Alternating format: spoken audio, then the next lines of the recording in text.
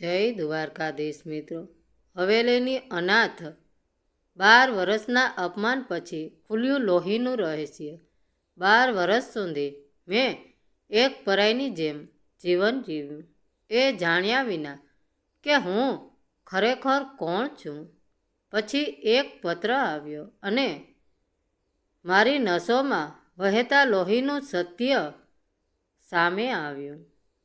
મારા પરિવારે મને ઉછેરી જરૂર, પણ ક્યારેય પોતાની ન માની.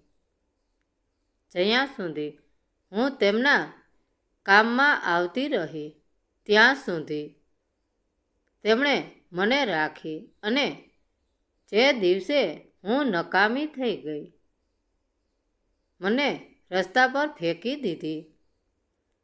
તેમણે જરા પણ અંદાજ નહોતો કે વર્ષોથી દબાયેલું સત્ય એક દિવસ તેમને પૂરી રીતે બરબાદ કરી દેશે. મારું નામ સારા ખાન છે. 12 લાંબા વર્ષો સુધી હું મારી માસી ઋતુદેવીની હવેલીમાં રહી. એક એવી સ્ત્રી જે બહારથી ખૂબ જ પ્રતિષ્ઠિત દેખાતી હતી. સર્વગ્રસ્ત જમીનદાર ઠાકુર અર્જુનસિંહની વિધવા. ઉત્તર ભારતના એક વિસ્તારમાં જ્યાં ત્યારે પણ જમીનદારી, ઘોડાગાડીઓ અને ખોખલી શાન જીવંત હતી. હું બસ એક અનાથ ભત્રીજી હતી, એક બોજ જેને મારી માસીએ માત્ર એટલા માટે અપનાવી હતી જેથી સમાજમાં તેમને ઇજ્જત પર આંચ ન આવે. મારી માસીની દીકરીઓ ઇનિશા અને જુલિયા રેશમી કપડાં, સંગીત અને પિયાનોના શિક્ષણમાં ઉછેરી, અને હું તેમના જૂના વારંવાર સિલાઈ કરેલા કપડાં પહેરતી હતી. રસોડાની પાસે એક નાના ઓરડામાં સૂતી હતી અને બધા પછી ઘણીવાર ઠંડુ વધેલું ભોજન ખાતી હતી. જ્યારથી મને સમજ આવી છે, મેં ફર્શ સાફ કર્યા, કપડાં ધોયા, બટન ટાંક્યા અને હંમેશા માથું નમાવીને રાખ્યું. મારી માસીએ મને ક્યારેય ભત્રીજી ન કહી. તેમના માટે હું માત્ર કામવાળી, અહેસાન ફરમોશ એ છોકરી જેને આ છત નીચે રહેવા માટે આભારી હોવું જોઈએ. તેમણે મને ક્યારેય મારી નહીં, પણ સતત અપમાન, કોઈ પણ શારીરિક ઈજા કરતાં વધુ પીડા આપે છે. બધું એ દિવસે બદલાઈ ગયું જ્યારે સમાચાર આવ્યા કે ઠાકુર માટેઓ સિંહ વિસ્તારના સૌથી અમીર અને શક્તિશાળી જમીનદારોમાં ના એક અમારી હવેલીમાં ઔપચારિક રાત્રિ ભોજન પર આવવાના છે. તેઓ વર્ષોથી વિધુર હતા, એક નાના પુત્રના પિતા અને એક આદર્શ વર. મારી માસી દેવામાં ડૂબેલી હતી અને તેમણે નક્કી કરી લીધું હતું કે ઇનેશાના લગ્ન તેમની સાથે કરાવીને પોતાની ડૂબેલી ઇજ્જત અને મિલકત બચાવશે. તું સામે નહીં આવે, તેમણે ઠંડા સ્વરે કહ્યું. હું નથી ઈચ્છતી કે તારો લાચાર ચહેરો ઠાકુર સાહેબનું ધ્યાન ભટકાવે. એ રાત્રે તેમણે મને ઓરડામાં બંધ કરી દીધી. ગરમી અસહ્ય હતી હવા નહોતી આવી રહી. મારો દમ ઘૂંટવા લાગ્યો. જ્યારે બધું શાંત થઈ ગયું, મેં બારી જોરથી ખોલી અને બગીચામાં ઉતરી ગઈ. રાતના લગભગ 2 વાગ્યા હતા. ચાંદનીમાં સંતરાના ઝાડ ચમકી રહ્યા હતા અને ત્યારે જ મેં તેમને જોયા. ઠાકુર માટેઓ એકલા ટહેલી રહ્યા હતા. કોટ વિના શર્ટનું ઉપરનું બટન ખુલ્લું હતું. તેમના ચહેરા પર એ અભિમાન નહોતું જેની મેં કલ્પના કરી હતી. તેમની નજર શાંત હતી. જિજ્ઞાસા. મને આશા નહોતી કે કોઈ જાગતું હશે. એમણે ગંભીર અવાજે કહ્યું. ડરથી હું થ્રીજી ગઈ. મેં કહ્યું કે મારું નામ સારા છે અને હું અહીં કામ કરું છું. આ પૂરેપૂરું જૂઠ નહોતું, કારણ કે મને હંમેશા એ જ સમજાવવામાં આવી હતી. અમે વધારે વાત ન કરી. રાત વિશે, ખામોશી વિશે, બગીચા વિશે એમણે મને સાંભળી, સાચે જ સાંભળી. મને કંઈક અજીબ અનુભવ થયો, જાણે પહેલીવાર કોઈએ મારા સાધારણ કપડાની પાર મને જોઈ હોય. કોઈ જુએ તે પહેલાં હું ત્યાંથી ભાગી ગઈ. બીજી સવારે મારી માસી ગુસ્સાથી મારા ઓરડામાં ઘૂસી આવી. ઠાકુર સાહેબે તારા વિશે પૂછ્યું.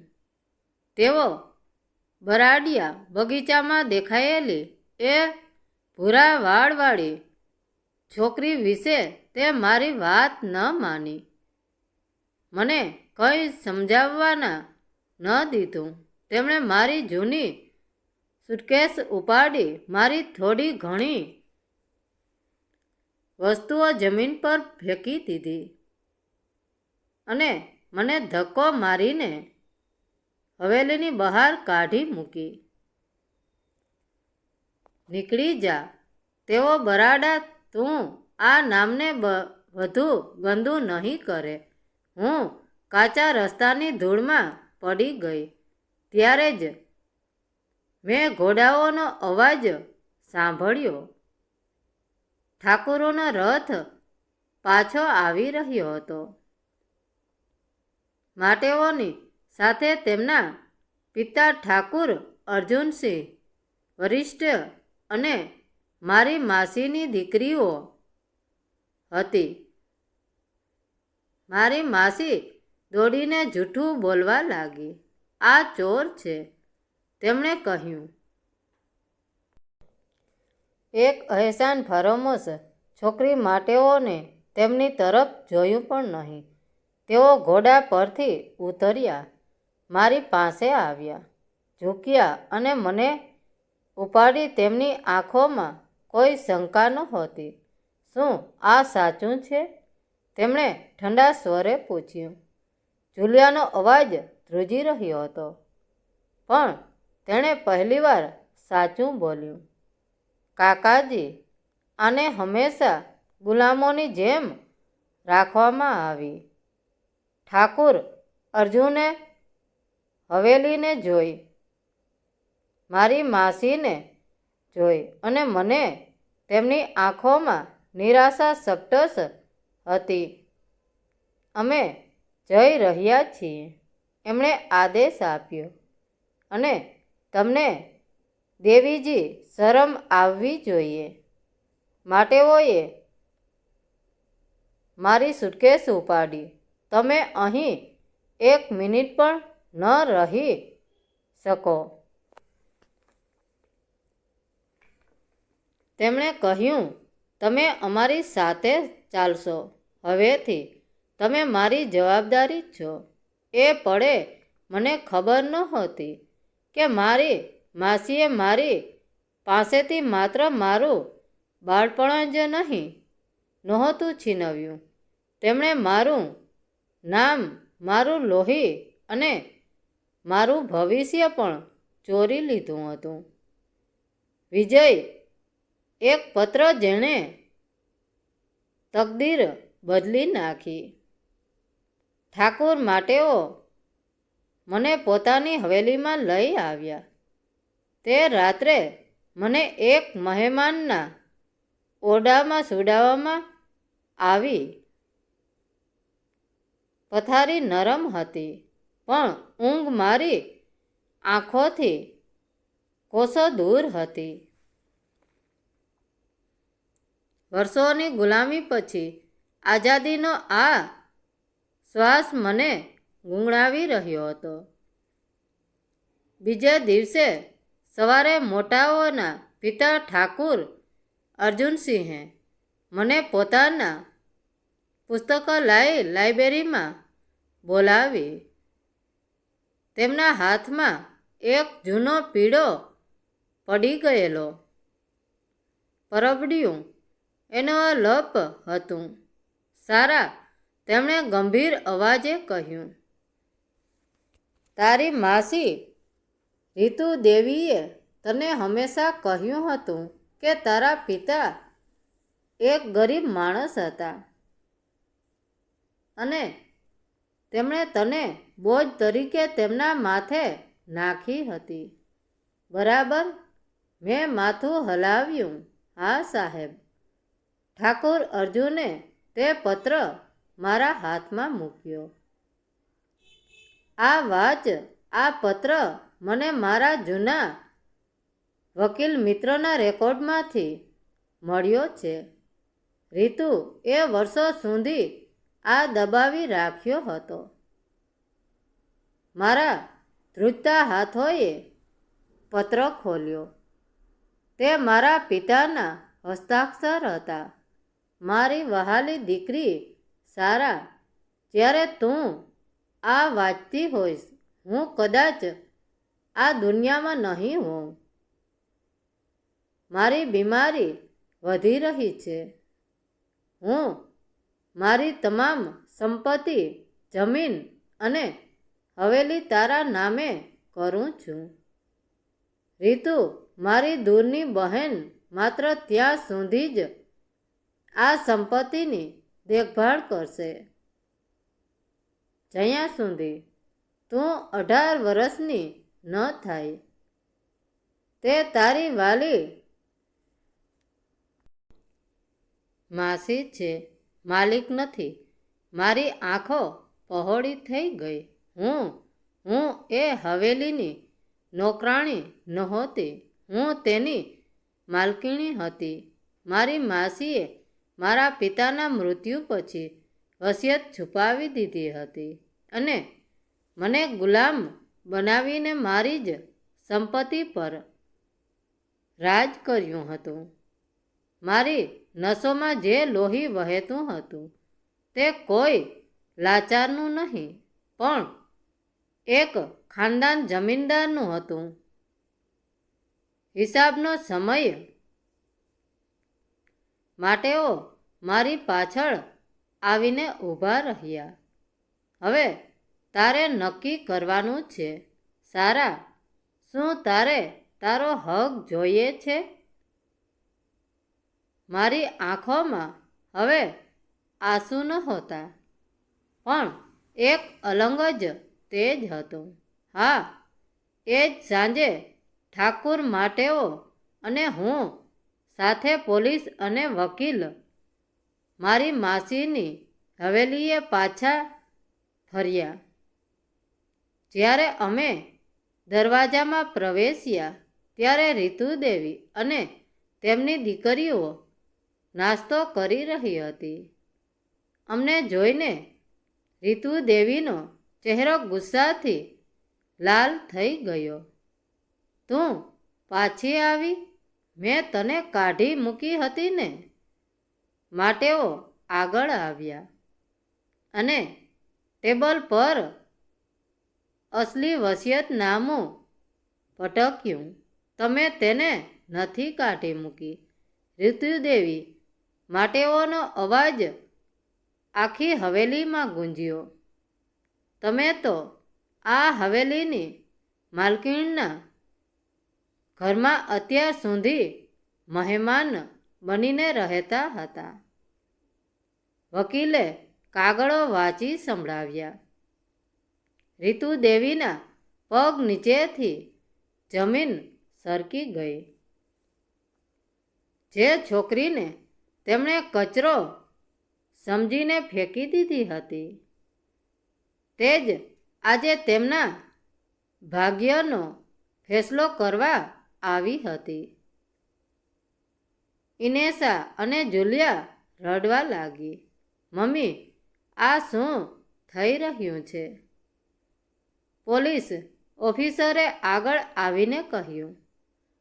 રીતુદેવી છેતરપિંડી અને સગીર બાળકીની સંપત્તિ પચાવી પાડવાના ગુનામાં તમારી ધરપકડ કરવામાં આવે છે.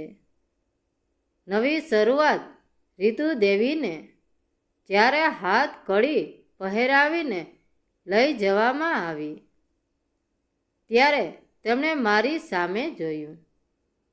એ જ નફરતથી, પણ આ વખતે મેં નજર ઝુકાવી નહીં. મેં તેમની આંખોમાં આંખ પરોવીને જોયું. તમે મારું બાળપણ છીનવ્યું. મેં શાંતિથી કહ્યું, પણ મારું ભવિષ્ય નહીં છીનવી શકો. તેમણે જેલ ભેગા કરવામાં આવ્યા. તેમની દીકરીઓને, સંબંધીઓને ત્યાં મોકલી દેવામાં આવી. હવેલી હવે ખાલી હતી, પણ તે ખાલીપામાં શાંતિ હતી. હું હવેલીની સીડીઓ ચડી જ્યાં હું પહેલાં પોતું મારતી હતી. આજે એ જ સીડીઓ મને મારા સન્માન તરફ લઈ જઈ રહી હતી. માટેઓ મારી રાહ જોઈ રહ્યા હતા. તેમણે મારો હાથ પકડ્યો. તું હવે એકલી નથી, સારા, તેમણે કહ્યું. મેં શ્રીમત કર્યું.